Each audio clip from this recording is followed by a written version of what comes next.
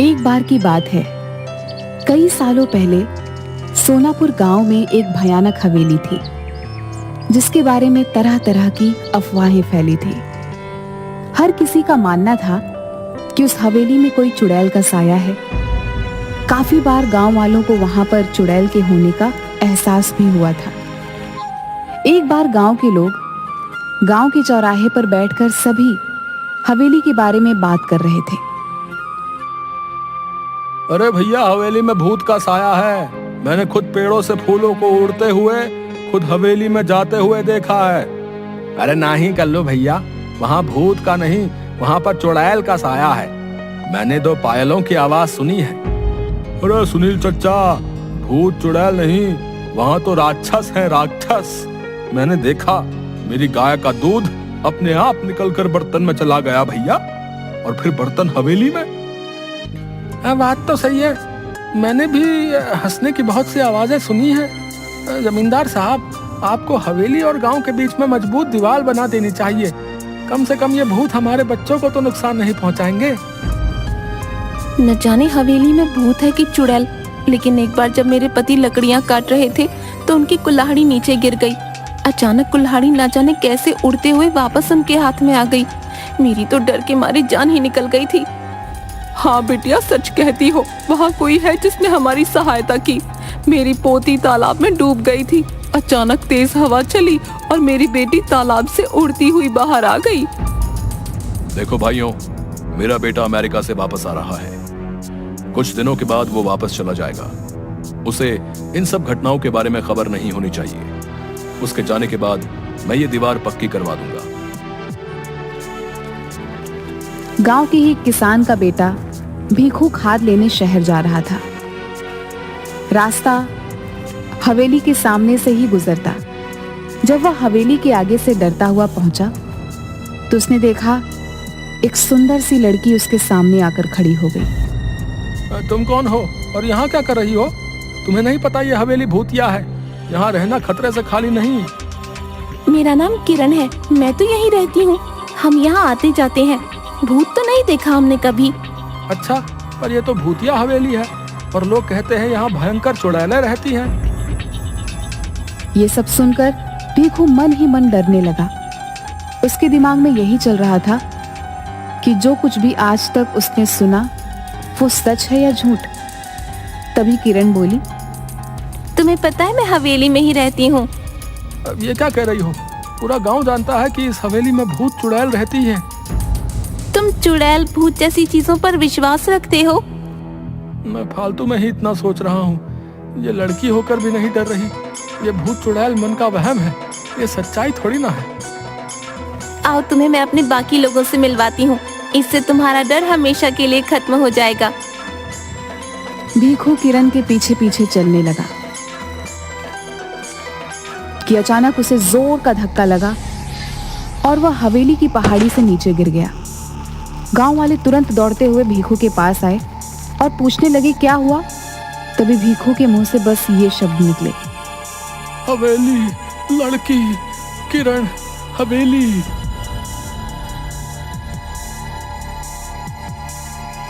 अब तो गांव में डर का भयानक माहौल बन गया था। सबको विश्वास हो गया था कि हवेली में किसी किरण नाम की चुड़ैल का साया है, जिसने भीखू को मार दिया है। इस घटना के अगले दिन ही जमींदार साहब का बेटा राजेश अपने दोस्त मयंक के साथ गांव आ रहा होता है। हे भगवान, शाम हो गई है, हवेली के आगे से गुजरना होगा। अरे राजेश भैया, आप उस हवेली की तरफ मत देखना, कहीं उन चुड़ैलों का साया आप पर भी ना पड़ जाए। अरे राजेश, ये तेरा ड्राइवर क्या कह रहा है? चुड़ैलों का साया? गांव के अंधविश्वासों का तो अपना ही मजा है। अरे ड्राइवर भैया, आप चुपचाप गाड़ी चलाओ ना, ये सब अंधविश्वास है, हम सब ये नहीं मानते। भैया, आज तक इस भूतिया हवेली में कोई एक रात नहीं गुजार पाया। बड़े बड़े लोग आए और बड़े बड़े दावे किए और फिर हार मानकर चले गए।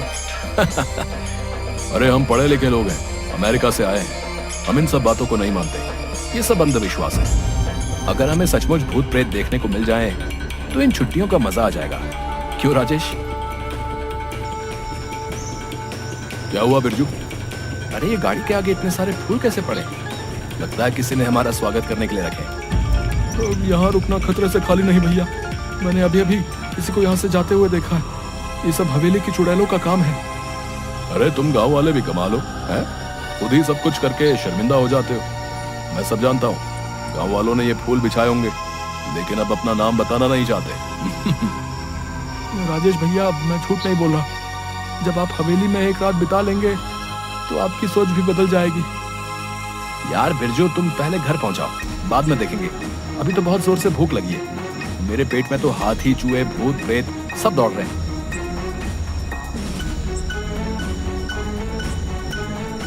कुछ ही देर में दोनों दोस्त घर पहुंच जाते हैं और आराम से सो जाते हैं। अगले दिन जब वह गांव घूमने जाते हैं तो फिर गांव वाले उन्हें हवेली के पास जाने से मना करते हैं। आखिरकार गांव वालों की सोच को बदलने के लिए राजेश और मयंक उस हवेली में एक रात बिताने का फैसला करते हैं। ये मैं क्या सुन रहा हूँ राजेश? तुम हवेली में जाना चाहते हो? अरे तुम्हारा दिमाग तो ठीक है। मैं तुम्हें कभी इसकी आज्ञा नहीं दूंगा। पिताजी, हम अमेरिका से पढ़कर आए हैं। हम ऐसे अंधविश्वासों को नहीं मानते। वैसे भी वो हवेली बहुत पुरानी है। हम उसे हेरिटेज होटल बनाना चाहते हैं। करोड़ों की प्रॉपर्टी है। अरे चाचा जी, हो सकता है इस हवेली में कुछ लोगों ने कब्जा करने के लिए इस तरह की अफवाहें उड़ाई हों। हम हमेशा के लिए इन सब का समाधान कर देंगे। ठीक है, अगर तुम लोग नहीं मानते तो जाओ, लेकिन अपने साथ 2 गार्ड, बंदूक और सुरक्षा का सारा सामान साथ ले जाओ।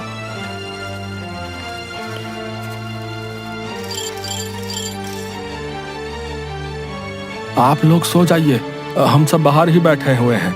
कोई भी बात हो तो तुरंत आवाज दीजिएगा। राजेश, उठ यार, ये सब क्या हो रहा है? अबे ये पलंग हवा में कैसे उड़ रहा है? और ये गाने की आवाजें भी आ रही हैं। ये खुशबू, ये तो कमल के फूल की खुशबू है। लेकिन इस पुरानी हवेली में कमल का फूल कहां से आया? इतनी मीठी आवाज तो सिर्फ परियों की हो सकती है, भूत और राक्षस की नहीं।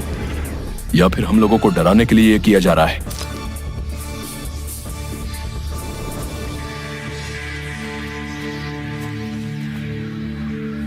क्या तुमने वही देखा जो मैं देख रहा हूं? हाँ यार, ये तो सचमुच भूतिया है। नहीं, हम यूं विश्वास नहीं कर सकते।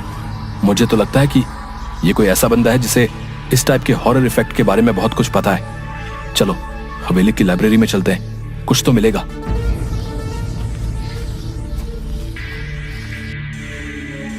ये किताब दूसरी दुनिया की परियों की है, जो कभी कभी उस दुनिया से इस दुनिया में घूमने आया करती थी।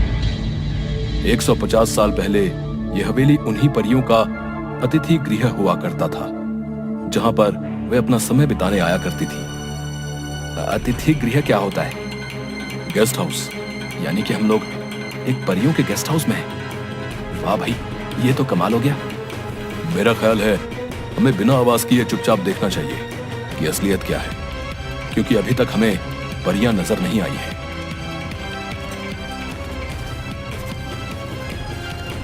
इसके बाद वो परियों का इंतजार करने लगते हैं। तभी अचानक उनके सामने जादुई संगीत बजने लगता है और बहुत सारी परियां सामने प्रकट हो जाती हैं। मैं हुस्न परी हूँ। हमारे घर में आपका स्वागत है मानव मित्रों। हमें खुशी हुई कि तुम हमारे यहाँ आए। आप दोनों तो कितनी अच्छी हो, तो आप लोगों से लोग डरते क्यों हैं? इसका जवाब तो वही दे सकते हैं। क्या तुम दोनों को भूख लगी है? हाँ, भूख तो लगी है। जो खाना लाए थे वो तो कब का खा चुके हैं हम दोनों।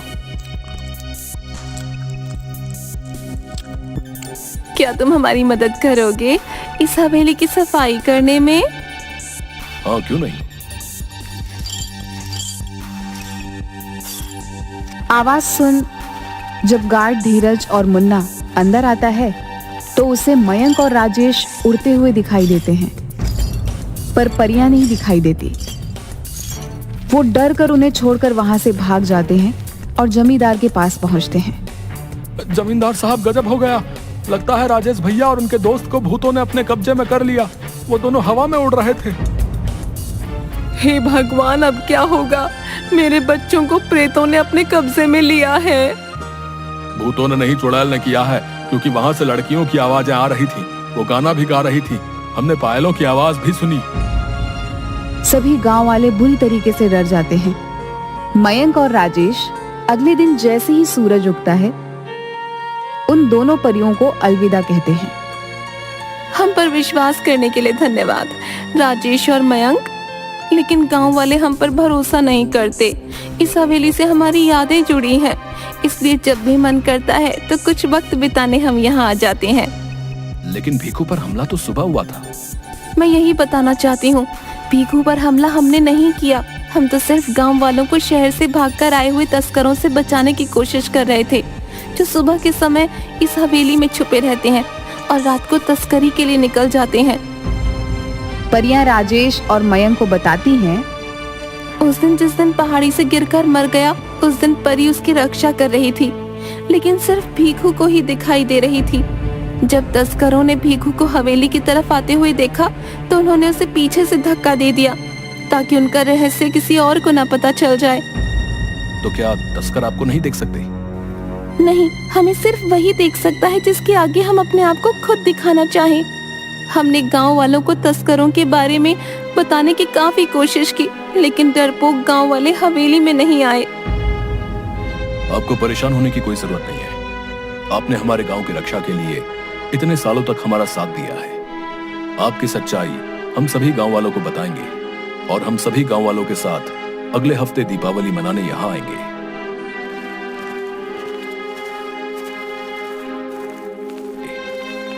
राजेश और मयंक सारी कहानी सबको बताते हैं।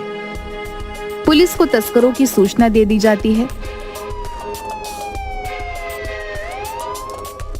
पुलिस छापेमारी करती है और सभी तस्करों को गिरफ्तार कर लेती है। अरे आज तुम सब लोग हत्या चढ़े हो। अब देखो इंस्पेक्टर टोंडे तुम लोगों के साथ क्या करता है। सबके नाक में दम करके रखा था। थानेदार साहब धन्यवाद वक्त से आने के लिए। आप इन सबको कड़ी से कड़ी सजा दिलवाइएगा। इन्होंने भीखू की हत्या भी की है। अरे ले चलो रे इन सबको गाड़ी में भर के। आप सब गांव वालों को अब इस हवेली से डरने की कोई जरूरत ना है। कुछ ना होते ये भूत प्रेत। समझदार बनो तुम सब राजेश और मयंक की तरह। गांव वालों को राजेश की बात पर भरोसा होने लगता है। दिवाली के दिन सभी गांव वाले हवेली की तरफ चल देते हैं। परियों ने पूरी हवेली को दीपों से सजाया होता है। हवा में आतिशबाजी होने लगती है। परियां सबके सामने प्रकट हो जाती हैं। परियों को देखकर सभी बहुत खुश होते हैं और उनके साथ मिलकर दिवाली मनाते हैं। इसके बाद सभी हंसी खुशी से गांव में रहने लगते हैं।